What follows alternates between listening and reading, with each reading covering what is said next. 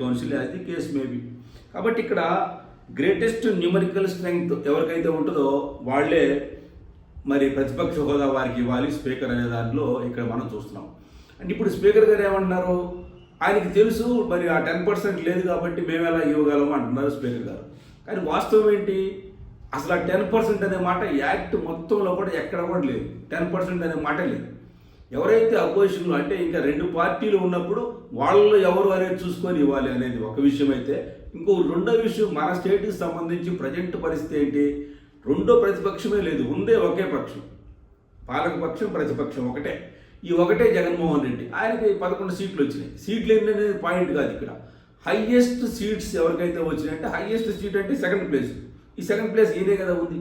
కాబట్టి ప్రతిపక్ష హోదా ఆయనకి ఇవ్వాల్సిందే. ఇప్పుడు దీన్ని ఆయనకి తెలియపోతే ఎట్లా, ఆ మాత్రం తెలియపోతే ఎట్లా అని స్పీకర్ కొంచెం సర్కాస్టిక్గా మాట్లాడచ్చు. అది రాజకీయంగా మాట్లాడేది అవుతుంది తప్ప చట్ట ప్రకారం అయితే అది అట్లా మాట్లాడాల్సిన అవసరం లేదు. ఆయనకి ప్రతిపక్ష హోదా ఇవ్వవలసిందే. ఆయన దాన్ని బట్టి ఆయన కోర్టులో వేశాడు. కొంతమంది ఏమంటారంటే ఈ మధ్య కొంచెం డిబేట్స్లో చూస్తూ ఉంటే ఆ చిన్నపిల్లలాగా మాట్లాడుతున్నాడు, మారం వేస్తున్నారు అంటే రకరకాలుగా ఒక ముఖ్యమంత్రిని ఈ విధమైన ఆ మాటలు, తక్కువ చేసే మాటలు, అది మనల్ని మనం తక్కువ చేసుకోవడం తప్ప ఏం లేదు. విఘ్నులైన వారు చాలామంది టీవీ డిబేట్స్లో వస్తూ ఉన్నారు. నిన్న కూడా విన్నా, నిన్న మొన్న చిన్నపిల్లలాగా మాట్లాడుతున్నాడని ఒక ఆయన అంటాడు, మారం వేస్తున్నాడు, చాక్లెట్ కోసం మారం వేసినట్టు అని అంటున్నారు. ఎంత ఘోరంగా మాట్లాడాల్సిన అవసరం లేదు. ఎందుకంటే యాక్ట్లో ఉంది. యాక్ట్లో ఉంది కాబట్టి ఆయన కోర్టుకు వెళ్ళాడు. సరే, ఇప్పుడు కోర్టు వాళ్ళు ఏమిస్తారు, మళ్ళీ అల్టిమేట్గా స్పీకర్ మీదే పెడతారు. స్పీకర్ని కోర్టు రూలింగ్లో నువ్వు ఇది చెయ్యని స్పీకర్కి చెప్పలేదు. కనుక స్పీకర్ డెసిషన్ తీసుకోవాలి.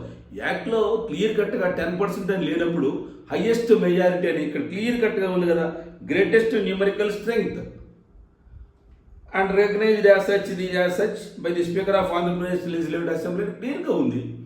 ఆయన రికగ్నైజ్ చేయాలి, వాళ్ళని ప్రతిపక్ష నాయకుడిగా పెట్టాలి. ప్రతిపక్ష నాయకుడు మేము పెట్టాం.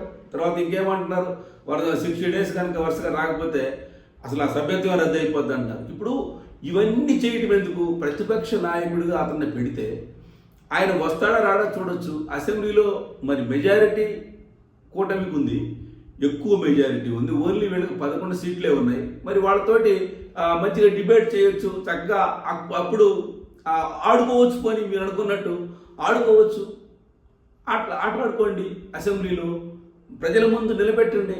అందుకే మీరు ఓడిపోయారని చెప్పండి. ఇది కదా మనం చేయాల్సింది. ప్రజాస్వామ్య విలువలన్నీ పోతూ ఉన్నాయి. అది జగన్కి అర్థం కాలేదా అంటున్నారు. ప్రతిపక్ష నాయకుడిగా పెట్టాలనేది చట్టం చెప్తా ఉంది.